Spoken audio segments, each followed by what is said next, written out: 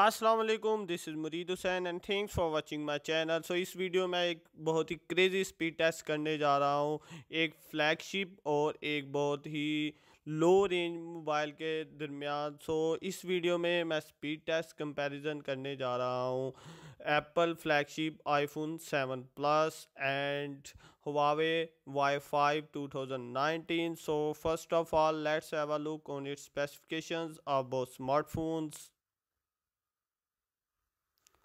Speed test शुरू करने से पहले अगर आप मेरे चैनल पे नए हैं तो मेरे चैनल को सब्सक्राइब कर लें। अगर मेरी वीडियोस अच्छी लगें तो उनको लाइक करना बिल्कुल ना भूलें। टाइम वेस्ट किए बगैर चलते हैं वीडियो की तरफ। Let's go.